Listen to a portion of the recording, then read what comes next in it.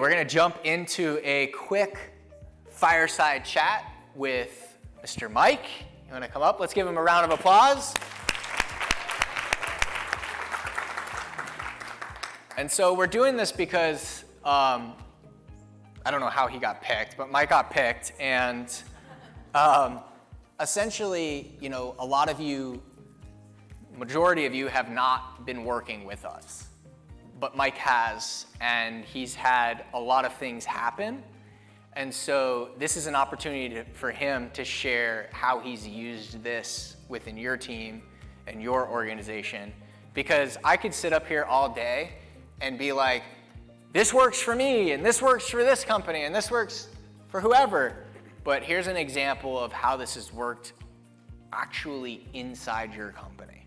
So, for everyone that doesn't know you, Mike, can you share just your title and a little bit about your team, how many people are on it, you know? Sure. So my name's Mike Richardson. I was one of the guys. I don't know where the JR had the other wig on last night. I think Tom had a wig on, but I was the one that lost my wig. So if you find it, you can report it back to JR. He'll take it.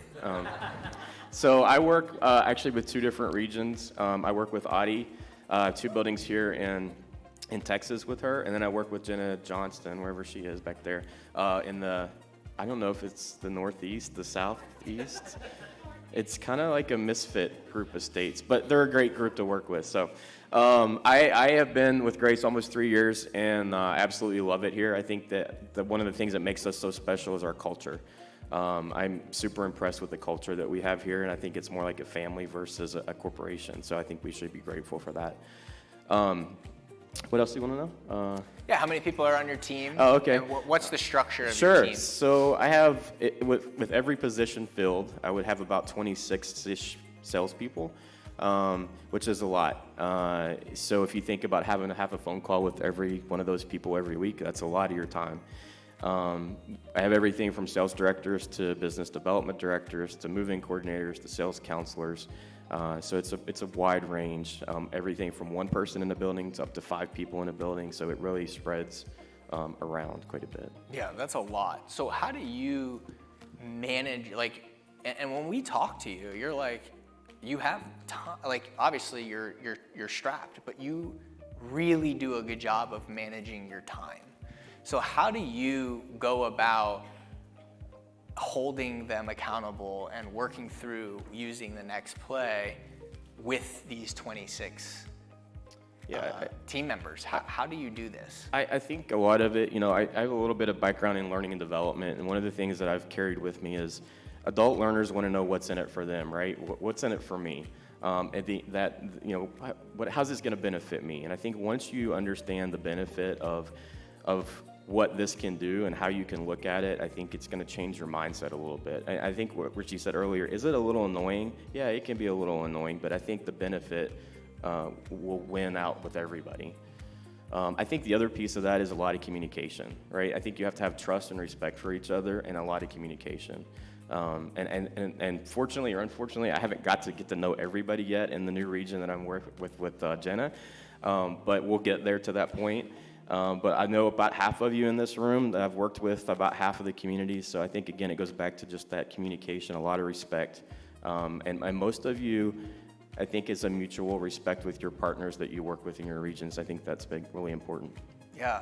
So how do you go about incorporating these next play sessions into your schedule? And what does that look like? Yeah, it's a little different from week to week. You know, most of you guys, you send your tracker to me every Friday, and that's how we report numbers up. I also like to know what your next play is versus me always giving you your next play, because I want to know what you think. Can you identify your constraint, I guess is the word we're using. So I call it opportunities, but constraint. Can you identify your constraint, and can you grow on that? Can you make it better for the next time? Yeah, okay. So as part of your strategy, every Friday they send to you the KPIs. Yep. Okay. And then you also have them share with you what they believe their constraint or their challenges, or you said opportunity. And then do you also have them write the next play for you too? I want to know what it is. Yeah, I want to know what you guys think, and you guys do that when you send it over. It's like clockwork. So about 4 o'clock on a Friday afternoon, those things start rolling through like clockwork. I don't even have to look at my watch. I know what time it is. Awesome. I love that because then you can coach to it, right? Because then when you're coaching them, you're looking at, okay, here's your numbers, here's what you believe your constraint is, and here's what you deem as your next play. And then how do you go from there? Like, let's say you see a next play and it's good, but you're like, this is not what we should be focusing on, or it's not totally what we should be focusing on. What do you do there? Yeah, I think it's more discussion. It's back to that pivot conversation again. I think, is it more of a, what do we need to do to fix that number? What do we need to grow that number? Is it a pricing issue? Is it a quality of lead issue? And I think it goes back to whatever that specific KPI is. Okay. And so here's a good one. Like, how did you get everybody to buy into sending you their metrics? Because I remember in the beginning, this was a big shift. But it's the only way that you'll be able to really make impact and help. So how did you get everybody to buy into tracking their KPIs while there was a shift in the CRM? Like you did this all in the past 4 months. How did you get them to buy into that and to do it? So Kim Smith and I kind of flipped regions, I guess, in a roundabout way. So Kim had a good start already. So most of her folks were using the same system that I was using. Yeah. So that Good part job, was Kim. easy. But also the folks that I've worked with in the past, they do one report for me a week. It's on a Friday afternoon. It's just a projections report, and it's 3 boxes that they fill in. So that part was already there. So you just played off of that. That's how I kind of kept it going. Okay. And so what do you do in scenarios if someone doesn't submit their numbers? Most of the time I would be annoying. But also I look at somebody that had 13 move-ins that week or 12 move-ins. I'm not gonna overwhelm them with that at that point. Yeah. I will pull them and send them back to them and say, here you go. Yeah. Okay. So there's certain times, Yeah. certain scenarios. Of course, life happens, Right. things come up. It's never going to be perfect. Right. I love that. Okay. So during your sessions with your team, they have their next play. How do you go about? I know it's about finding the constraint, but how do you go about prescribing a next play? I think for me, I'm the kind of person that likes to know what do they recommend, right? What do they think their opportunity is, and then just see what their answer is. I like solutions first, and then I think if it's not something that I necessarily think we should go with, I think it's more of a conversation around, well, what do you think about this, or have you thought about something differently, or let's brainstorm the different opportunities we might have for that constraint. Yeah. Okay. Perfect. So it's not just like, here's what you got to do. No. It's what do you think about this? Right. Okay, I love that. How has your team responded to this? Well, again, I think so. Not only did we do a new CRM, we did a realignment, and so that kind of threw a little bit of a challenge in as well. So again, I think I've met everybody now that I think is on the team with me. I think. But I think it's just trying to. I think most people are pretty receptive. Kim had a great start already with her region, and then I think these guys are. I think most people in here are pretty open to the process. I think again, it's to see the benefit of what it can do. Yeah.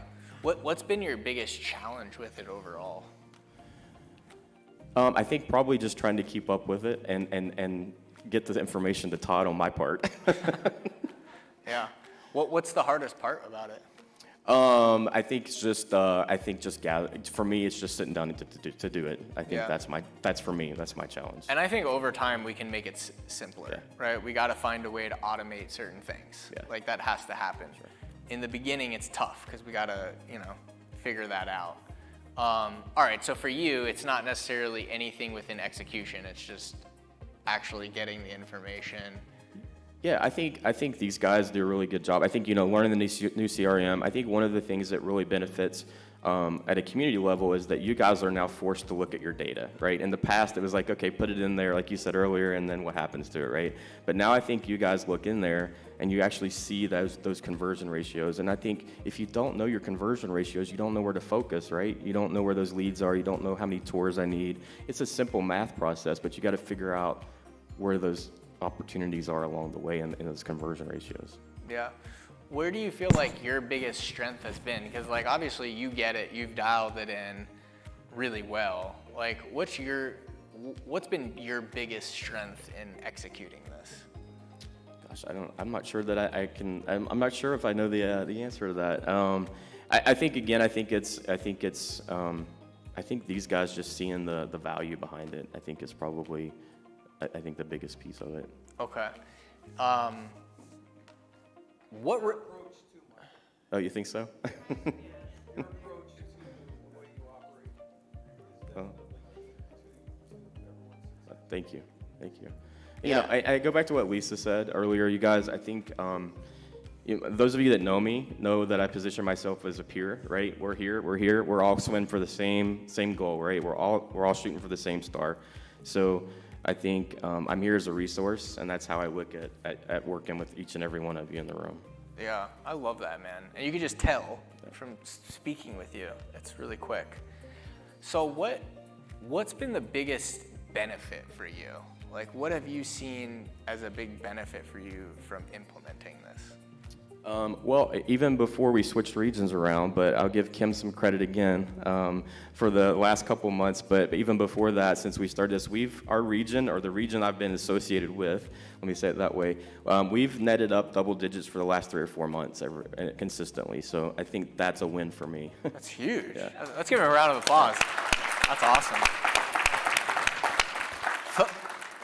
What role do you feel like focus had in that, where it's all of a sudden like, wow, I have to actually look at my metrics, I have to track my metrics, I have to come up with a next play based on my metrics. Like that's focus, that's the scale. That's the example of they didn't have to change their diet, they didn't have to change their workout program, but they had to stand on the scale, right? We're not changing your sales process, we're not teaching you how to overcome objections, but you had to focus. What do you feel like that had on these last 3 to 4 months? I mean, obviously, it had good results, right? I mean, Yeah. that was the big thing. I think again, it goes back to it forces people to look at their data, and I think that was one of the biggest key pieces of this. The focus. Yeah. Of looking at the data. Okay. What about consistency? Have you seen any changes in consistency at all? You know, I think a lot of it, obviously. You know, I'd have to look down at. Well, yeah, I think so. I think back to let's talk about Portside for a minute. Portside, for instance, they've netted up. Kathy, I've had them 2 months. They've netted up. I mean, I don't know how many months before that they've netted up, but I mean that's pretty consistent. 6+ probably every month. So more, yeah. So I mean to me that's pretty consistent when you're netting up consistently month over month over month. So that's awesome. Yeah, dude, that's so awesome. Okay, good. What advice would you give to a leader that's never implemented anything like this before, that is considering implementing this into their business? What advice would you have? I would say that you have to get buy-in, right? You have to get buy-in. I think as adults we want to know what is this an extra thing I have to do, or what's the benefit in it for me? So. I think that would be my advice. And again, I go back to every personality in this room is different, and it's our goal as a leader and your goal as a leader to figure out what makes you tick, right? What makes you function? What's going to make you win? And I think that's what I would say. So here's the question: how did you, specifically, how did you get buy-in from your team? How did you get them to say, this isn't micromanagement, and I'm willing to spend the time to get this to you? I think it's probably approach. I agree with you, Mike. I think it's approach. I think it's been. And what's that approach? I think it's optimism, right? It's been positive. I think it's talking about how it can be successful, how it can make you successful. I jokingly say to the salespeople, "I'm here to put more money in your pocket." That's what I usually tell them. I like that one. By a show of hands, how many of you would like to make more money? How many of you don't want to make more money? No, it's okay. Todd. All right, good. No, that's really good, man. Does anybody have any other questions for him? Yes. It's not a question, it's a quote, actually, and it's something that I lead by, but people don't care how much you And I think Mike does a wonderful job at that. Yeah, that's awesome. Really well thought. Thanks, JR. Yeah, and I feel like, or go ahead, Kim.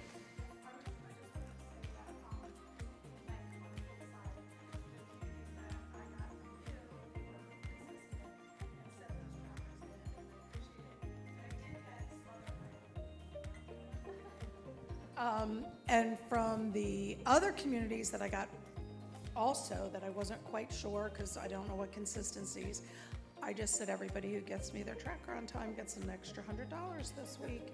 And that worked, so, just saying.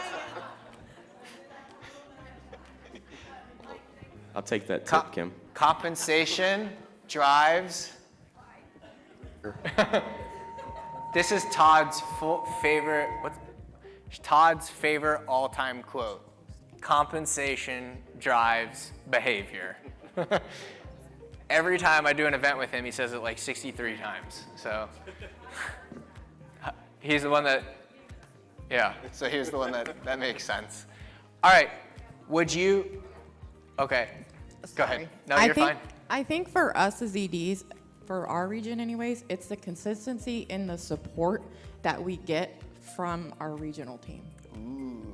Like, Key. it is consistent every week. And it never, if it falters a little bit, it's okay, because they will check in with you that week multiple times. Yeah. And then being available, regional, both Janessa and Lisa, even Mike when he was in our region, super available all the time. No, that's really. And what was your first name? Danielle. All right, let's give Danielle a 2 clap.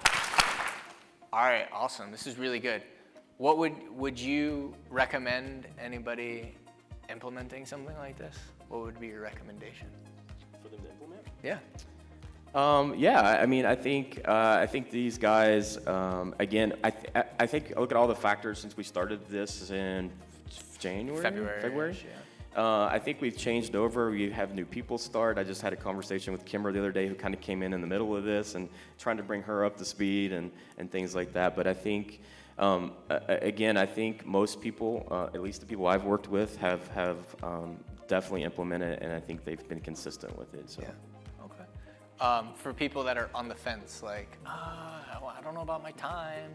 What would you say? I think that I think talk to some of the folks in the room that have netted up for several months in a row, and had some good success, and I think that might sell you a little bit more on it. So Sometimes it's just results. Yeah. Like, I could say it, Todd can say it, we could talk about other companies, which I know you have zero care about. And I get it, because, why would you? And I just so you guys know, like, my only income is not paid professional speaking. Like, I do get paid to be here, don't get me wrong, but this isn't like my only income, which is what most presenters do. I have my own business with my own sales team, with my own fulfillment, with my own operations, and I love it. I love business. I love constraints. I love solving problems. So I just want you guys to know that it's not like, oh, he's just sharing this thing that worked for him, that's worked for because he gets paid to do. Like, no. And I think Mike, at the end of the day, it's results, right? It's like results sell. And he gave an example of talk to other people that are getting the results, and then you can make a decision on whether or not it's a fit for your business. And I think that's fair. Yeah, go. So I just want to say, if you want some examples, Kim at Northgate Park. Kim, where are you? So Kim, when I started here, we were at 65, 64%. She just hit 100% finally. Let's go. That's awesome. Good job. Another example is Celebration Village at Ackworth. Last November, they were at 72-ish, and they're at 90, 91. So, I mean, again, Awesome. I think these kinds of things will maybe change your mindset a little bit. No, that's awesome. Let's give Mike a round of applause. Awesome. Thank you, brother. Great job, man.